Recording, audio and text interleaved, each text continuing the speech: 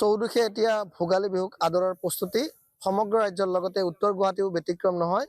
উত্তৰ গুৱাহাটীত দেখা গৈছে ভেলাঘৰ বনোৱাৰ পূৰ্ণ প্ৰস্তুতি আৰু মই বৰ্তমান উপস্থিত আছো উত্তৰ গুৱাহাটী বৰচন্দৰা গাঁৱত। মই দেখুৱাইছে সামগ্ৰী পৰিৱেশ বৰচন্দৰা গাঁৱত নিৰ্মাণ কৰা হৈছে এটা বিশাল আকৃতিৰ ভেলাঘৰ আৰু এই ভেলাঘৰত বহিয়ে বৰচন্দৰা গাঁৱৰ প্ৰায় 150 পৰিয়ালে প্ৰায় 500ৰো অধিক ৰাইজে ইয়াতে উৰুকাৰ নিশা এসাঁজ খাই তেওঁলোকে বিহুৰ দিনাখন এই মেজি জ্বলাই তেওঁলোকে সকলোতে খুব ভালে ভালে যায় তাৰ কাৰণে ওচৰৰ প্ৰাৰ্থনা জনাব। আমাৰ বৰচন্দ্ৰবাসী ৰাইজৰ তৰফৰ পৰা ভোগালী বিহুৰ ওলগ যাচিছো। আমি অলপমান মাঘৰ বিহুৰ বিষয়ে গুণগুণাই দিছো আৰু দেখিছে আপোনালোকে ইয়াতে আমাৰ কাম কৰিয়ে আছে। উলাহ মালহেৰে আমি কাম কৰি আছো। বিহু অলপ গুণগুণাই দিছো যিহেতু আমাৰ মাঘ বিহু আহি আছে। মন উগল ঠুগল লাগিয়ে আছে।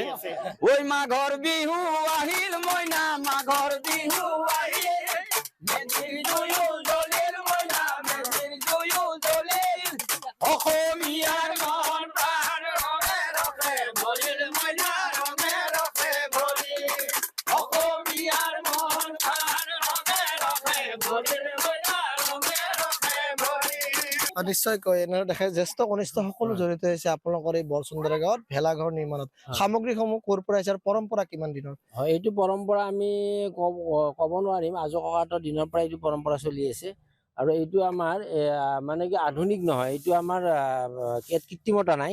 এইটো ককাহঁতৰ দিনত যেনেদৰে পালন কৰিছিল ঠিক তেনেদৰে আমি এতিয়াও উৰুকাটো আমি পালন কৰি আহি আছো, ভেলাঘৰটো বনাই আহি আছো। আৰু ইয়াৰ যিখিনি সামগ্ৰীসমূহ আমাৰ ঘৰৰ পৰা অনা হয়। আমি যিহেতু খেতিয়ক মানুহ সকলোৰে ঘৰত আমাৰ বাঁহ বেত থাকেই আৰু কল বা কলৰ চুচনি এইবিলাক আছে, নাৰিকলৰ পাত বা এইবিলাক আমাৰ থাকেই।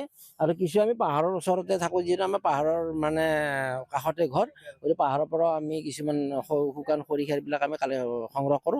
নিশ্চয়কৈ এনেদৰে দেখা গৈছে ভোগালী বিহুক যি আদৰৰ প্ৰস্তুতি উত্তৰ গুৱাহাটী বৰচন্দৰা গাঁৱতে বিশাল আকৃতিৰ ভেলাঘৰ নিৰ্মাণ কৰি তেওঁলোকে উৰুকাৰ নিশা এই ভেলাঘৰতে খাব তেওঁলোকে উৰুকা আৰু পিছদিনাখন এই মেজি জ্বলাই পালন কৰিব বিহু।